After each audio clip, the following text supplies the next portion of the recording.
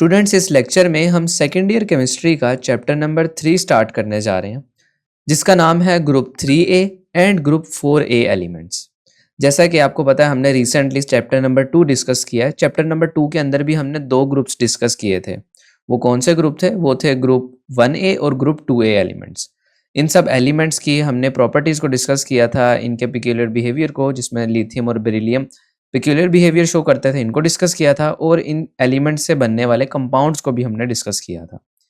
तो इस चैप्टर की आउटलाइन, चैप्टर नंबर 3 की, जिसका नाम है ग्रुप 3 एंड 4 एलिमेंट्स, इसकी भी आउटलाइन इसी तरह से 2 ग्रुप्स हमें दिए गए हैं। अब इन ग्रुप्स के मेंबर्स की हमने प्रॉपर्टीज़ को स्टडी करना है, इनके पिक्यूलियर बिहेवियर को स्टडी करना है, और इनसे रिलेटेड कंपाउंड्स जो बनते हैं उन कंपाउंड्स की प्रॉपर्टीज़, ट्रेंड्स वगैरह को हमने डिस्कस करना है। पीरियोडिक टेबल में अगर इनकी लोकेशन देखें इन ग्रुप्स की, तो ये पीरियोडिक टेबल के ऑलमोस्ट राइट साइड पे यहाँ मौजूद है, और इन ग्रुप्स में मौजूद एलिमेंट्स की डिटेल्स भी हम देख लेते हैं। ग्रुप 3 से हम स्टार्ट करते हैं और सबसे पहला मेंबर देखते हैं ग्रुप 3 का, ये है बोरोन। अब बोरोन नॉन मेटल होता है, मतलब ये अपने इलेक्ट्रॉन जल्दी से रिलीज नहीं करता। इसके बाद आता है एल्यूमिनियम। एल्यूमिनियम एक मेटल है। फिर आता है गैलियम। गैलियम भी मेटल है। फिर इंडियम, ये भी मेटल है। थैलियम भी मेटल है। और लास्ट में है निहोनियम। अब निहोनियम, इसकी प्रॉपर्टीज का अभी तक साइंटिस्ट को पता नहीं चल सका है कि ये मेटल है, ये कौन सा है। इसका रीज़न ये है कि ये बहुत ज़्यादा रेडियो एक्टिव भी हो सकते हैं, और ये बहुत ज़्यादा इनका साइज़ बड़ा होता है क्योंकि ग्रुप में नीचे मौजूद है, तो इस वजह से इनकी प्रॉपर्टीज़ को हम ठीक से स्टडी नहीं कर सकते। तो इसके बाद हमारे पास नेक्स्ट ग्रुप आ जाता है। ग्रुप 3 कंप्लीट हो गया। नेक्स्ट ग्रुप है ग्रुप 4A। अब इसमें सबसे पहला मेंबर है कार्बन, जो कि है नॉन मेटल, और उसके बाद है सिलिकॉन और जर्मेनियम। ये दोनों मेटालॉइड्स हम इन्हें कह सकते हैं, या इन्हें सेमीकंडक्टर के तौर पर भी हम जानते हैं। सेमीकंडक्टर यानी कि कभी ये मेटल्स की तरह बिहेव करते हैं और कभी ये नॉन मेटल्स की तरह बिहेव करते हैं। उसके बाद है टिन और लेड, ये दोनों मेटल्स हैं। और लास्ट में प्लेरोवियम। अब चूंकि ये बिल्कुल लास्ट एलिमेंट है, तो इसी वजह से इसका साइज बहुत बड़ा है और साइंटिस्ट को अभी तक इसकी प्रॉपर्टीज का प्रॉपरली पता नहीं चल सका। तो ये थे हमारे पास ग्रुप 3A और 4A के एलिमेंट्स का इंट्रोडक्शन। हम इन्हें डीपली स्टडी करेंगे। स्टार्ट करते हैं ग्रुप 3A एलिमेंट से। तो ग्रुप 3A में सबसे पहले बोरोन जो है, हम इसका पेक्युलर बिहेवियर भी देखेंगे और इन एलिमेंट्स से बनने वाले कंपाउंड्स को भी डिस्कस करेंगे, उनकी प्रॉपर्टीज़ को, उनके ट्रेंड्स को भी डिस्कस करेंगे। ठीक है, तो सबसे पहले हम देख लेते हैं इनकी इलेक्ट्रॉनिक कन्फिग्रेशंस। तो बोरोन की इलेक्ट्रॉनिक कन्फिग्रेशन देखते हैं। ये इलेक्ट्रॉनिक कन्फिग्रेशन इसकी है 1s2 2s2 2p1। अब इसमें देखें, जो 1s2 है, ये इतना पोर्शन सिर्फ हीलियम का है। ठीक है, क्योंकि हीलियम में 2 इलेक्ट्रॉन्स होते हैं, और देखें s के ऊपर हमारे 2 इलेक्ट्रॉन्स यहाँ पर दिख रहे हैं। तो इसकी जगह हम हीलियम की इलेक्ट्रॉनिक कन्फिग्रेशन भी रिप्लेस कर सकते हैं, तो उसकी कन्फिग्रेशन पे कोई चेंज नहीं आएगा। ठीक है, दोनों की एक ही बात है। इसके बाद अगर हम एल्यूमिनियम के डिस्कस करें, तो एल्यूमिनियम की इलेक्ट्रॉनिक कन्फिग्रेशन इस तरह से, और इसमें अगर आप देखें तो 2p6 तक ये नियॉन की इलेक्ट्रॉनिक कन्फिग्रेशन है। इसके बाद है गैलियम की कन्फिग्रेशन, और इसमें भी अगर आप देखें तो 3p6 तक ये आर्गोन की कन्फिग्रेशन है। इसकी जगह आप आर्गोन भी लिख सकते हैं। ठीक है, बात एक ही है, कन्फिग्रेशन पे फ़र्क नहीं आएगा। तो इसी के साथ अगर हम इन एलिमेंट्स का स्ट्रक्चर देखें, तो बोरोन का स्ट्रक्चर हम देख सकते हैं। इसमें 2 शेल्स हैं, और जो इसका वैलेंस शेल है, इसके अंदर 3 इलेक्ट्रॉन्स हैं। क्यों 3 इलेक्ट्रॉन्स हैं? क्योंकि ये 3A ग्रुप है। अब 3A ग्रुप से हमें पता चल रहा है कि इसके वैलेंस शेल में 3 इलेक्ट्रॉन्स होंगे। और इसी तरह से एल्यूमिनियम की बात करें, तो एल्यूमिनियम में देखें टोटल 3 शेल्स होते हैं, और वैलेंस शेल में भी इसकी 3 इलेक्ट्रॉन्स हैं।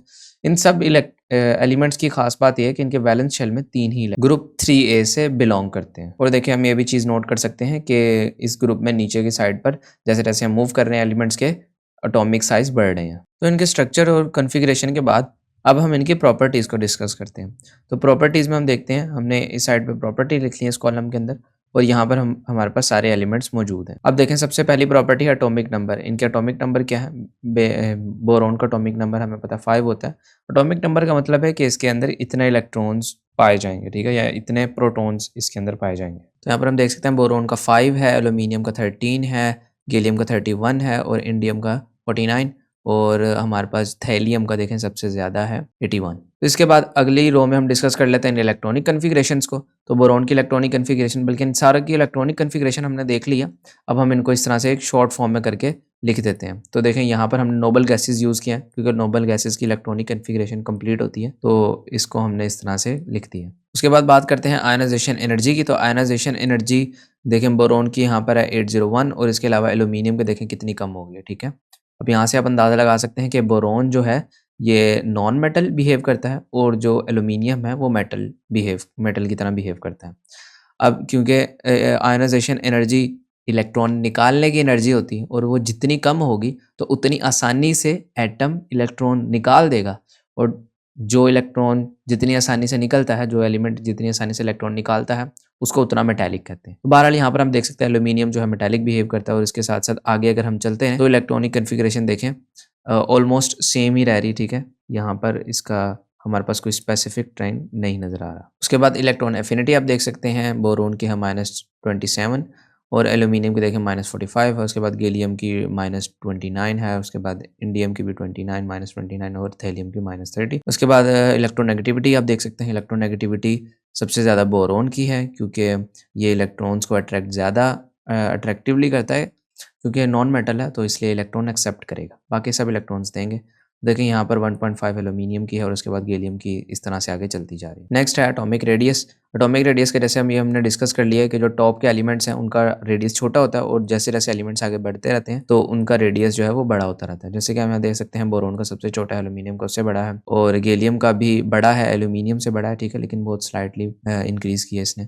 उसके बाद इंडियम का आप देख सकते हैं कि 144 है और थैलियम का 148। और आयोनिक रेडियस के केस में भी आप देख सकते हैं कि बोरोन का 20 है और इसका 52 है एल्यूमिनियम का, उसके बाद 60 है गैलियम का, और इस तरह से आगे इंक्रीज करता चला जा रहा है। इसके बाद मेल्टिंग पॉइंट डिस्कस कर लेते हैं। मेल्टिंग पॉइंट में देखें बोरोन का मेल्टिंग पॉइंट कितना हाई मेल्टिंग पॉइंट है, 2300। इसका मतलब है 2300 डिग्री सेल्सियस पर जाकर ये मेल्ट होता है बोरोन, ठीक है, बोरोन एलिमेंट।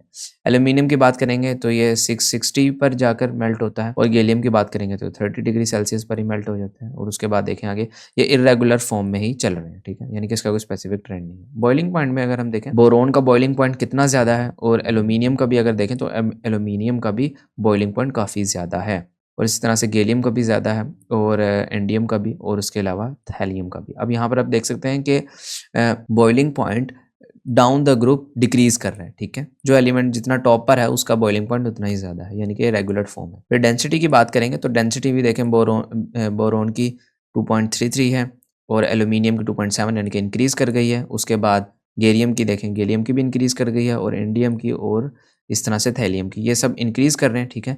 इसका मतलब हमें ये पता चल गया कि डाउन द ग्रुप डेंसिटीज़ जो होती हैं वो इंक्रीज़ कर रही होती हैं, क्योंकि एटम का साइज़ बढ़ जाता है तो इसी वजह से डेंसिटी भी इंक्रीज़ कर जाती है। तो ये थी इन सब की इंपॉर्टेंट प्रॉपर्टीज़। हमने एटॉमिक नंबर भी डिस्कस कर लिया और हमने इनकी प्रॉपर्टीज़ भी डिस्कस कर